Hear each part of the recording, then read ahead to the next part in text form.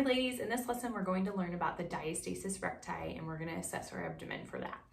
The diastasis recti is an abdominal separation of your six-pack muscles. It's very common with pregnancy because your body has to accommodate that growing uterus and growing baby. So by 35 weeks of gestation, you most likely will have a diastasis recti. Now, there are things that we want to do to prevent making it worse, which is if we hold our breath or we get out of the chair by holding our breath or straining to lift, strain to have bowel movements, that's more likely to kind of stretch that tissue a little bit further. Now, postpartum, we can also continue to strain that tissue by doing those activities as well. And even posture can play a role into that. We want to make sure that we're holding our baby up with good posture and not leaning back past our butt because that's going to strain that tissue.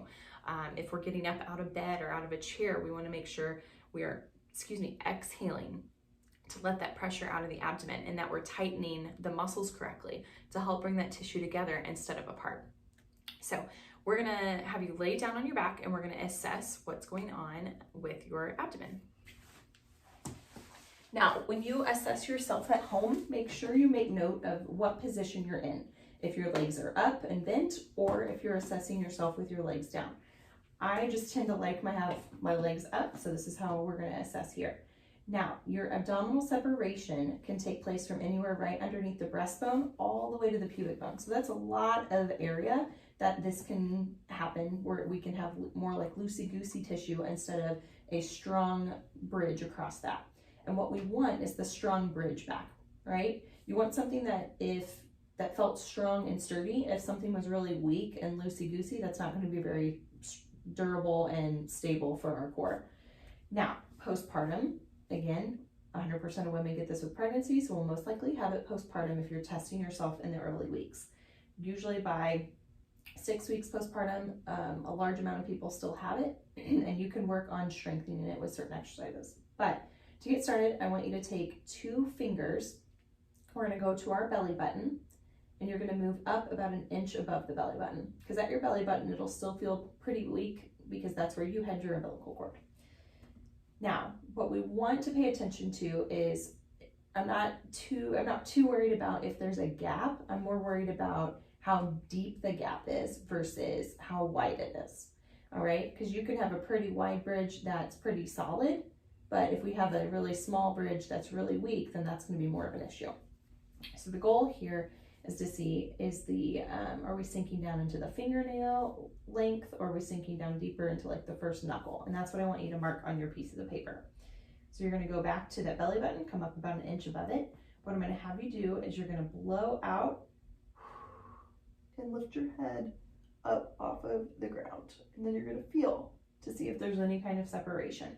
Some people, the muscles will kind of get a little tighter on the finger, and you'll find out, oh yeah, that's going to be like a finger wide, but it doesn't even make it up past my fingernail. Then that doesn't seem like much of a diastasis. However, if you lift it up and you could sink in deep into your abdomen up to that first knuckle, then that's a pretty deep diastasis. And there are certain ways that you can help improve that. There are outer obliques or external obliques. If those are tight, then they're going to be pulling those muscles apart. So it would be a good idea to kind of release the obliques, and we'll go into that further. Learning to strengthen the hip bone to hip bone will help bring that gap together. It'll bring those muscles together, and then you can start loading and strengthening your six-pack muscles. So there's lots of different activities and exercises, and then also retraining the obliques can help close that up. But what I want you to do is figure out, okay, make a note of where you find these gaps along your abdomen, and then just keep track of that over the next couple of weeks. So first, starting out at the belly button, lifting up and figuring out, okay, 1 finger not up to the fingernail, and then you're going to scoot up about 2 fingers width, and then check it again. Seems pretty solid. Then we're going to go up again, up to that breastbone. I'm going to lift my head up again, back down, seem pretty solid. I'm going to go back to the belly button, and I'll come 2 fingers below it.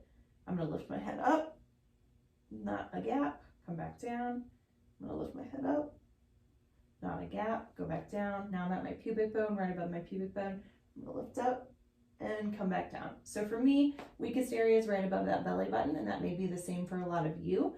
The goal is to just watch it over the next couple of weeks, watch your how your body mechanics are and how you're maintaining or how you're lifting the baby and the car seat and your laundry basket and the groceries and everything around the house, and see if you're starting to put pressure here. Even baby wearing can still put pressure in that abdomen. So it's just being smart on how our posture is and making sure we're not holding our breath, we're blowing out as we're doing the activities. Give it a try, start keeping track of where that's at, and then if you have any questions, just let me know.